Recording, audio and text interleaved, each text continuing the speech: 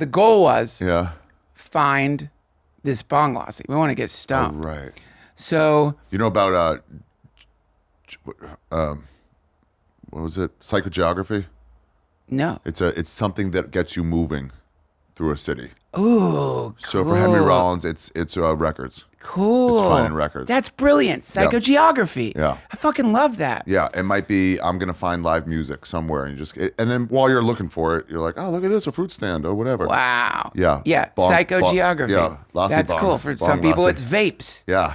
You got to go get your a vape pen. So Yeah. So we are looking for this a guest house. Somehow we heard they have Bong Lassis, and this is where it gets. That's Bong Lassi? It's just yogurt with fucking With weed in it. Oh, right. Happy Shake. So we The ancient euphoric drink. find this guest house, and their guest house are competitive. So on the way to this one guest house, someone steps out of another guest house and goes, "If you go to that guest house, they will cut your head off." What a fucking negative Yelp. What a fucking bad Yelp. 1 star. They cut my brother's head off. So, but he said it with like such passion, and like it had happened. It felt like in the beginning of a horror movie, the warning, like, don't go there. So we get to this guest house. We say we would like a Bong Lassi. We heard about this in Dharamsala, and in those days, I'd never met Joey Diaz. So, you know that look Joey Diaz gives you when he's about to OD you on weed? You know that look? It's like a weird little sparkle in their eyes. And they're like, yeah, we do Bong Lassis. And so we sit down at this table. They bring out these delicious yogurt drinks. We're drinking them. I just remember looking back at the guy, and he's looking at his friend with this weird smile on his face. We drink the Bong Lassis. And again, this is before weed is decriminalized. We knew very little about eating weed, about the onset, about asking how much you're eating. So we drink it. Both of us are just assuming like, well, this fucking Israelis, they led us astray. This is weak shit. Nothing's happening. Why don't we go take a boat out on the Ganges River? So we get down to the Ganges River, get a boat, and they row you out there so you could see the city from the Ganges River. Cool. Right as we get out there into the Ganges River, that's when the fucking Bong Lassi starts kicking in. I realize what the fuck have we done? We are in a boat. You can't leave. You're looking at this ancient city, plumes of smoke rising up. You see the fires from cremated bodies. Fires. Sadhus up to their waist in the river with candles and ding, ding, ding, ding, ding, and bells. And like, we're both so high and so freaking the fuck out. Emo leans in to me and he goes, "The oarsman is using telepathy to put thoughts in our mind." And like, you know what I mean? Like, he meant it. And once he tells you that, you're like, I've got to consider that is possible. Dude, you're like, holy shit, man. That's what I was trying to say. I love that fucking telepathy that you actually have. We're like, I know. Dude, it was the most intense weed trip I've ever had in my life. I mean, I started thinking that a UFO was going to appear out of the sky. I started thinking, like, I feel like a UFO is coming. And you know what I mean? It was so beautiful. And we made it, as we started coming down. I wonder what this oarsman was thinking. Assholes. Like, these guys are getting weird. Fucking stone dicks. Yeah. I bet they don't tip. Fuck them. I'm tired. I don't want to row these people anymore. But again, like the Ganges River, it's like you are seeing dead bodies floating down the river in front of you. You are seeing cows. And people go in it? They bathe in it. What? Yeah. That doesn't seem smart. Well, this is like from our perspective. Yeah.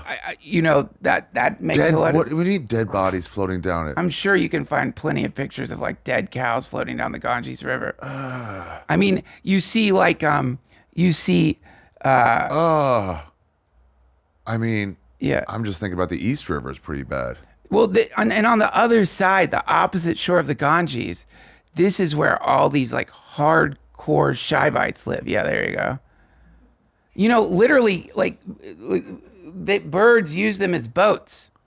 Oh, really? Like a floating buffet. They'll just ride the bodies and like casually eat them while they float down the river. Wow. And yeah, it's a completely different vibe there. And on the other side of the river, there's all these Shivites, these hardcore worshippers of Who's Shiva? Well, Shiva is in the Hindu Trinity, is the god of destruction.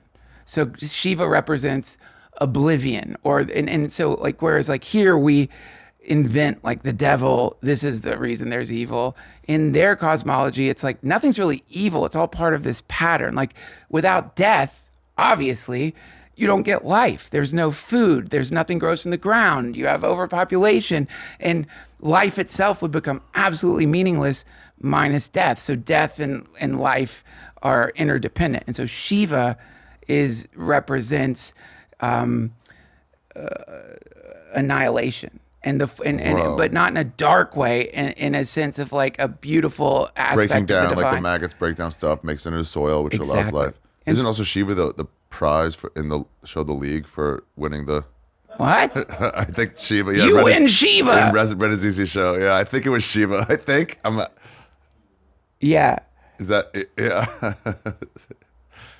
Yep. The Shiva's the name of the trophy. The word is a fantasy football league. I'm sure fucking India loves the taking of that for that.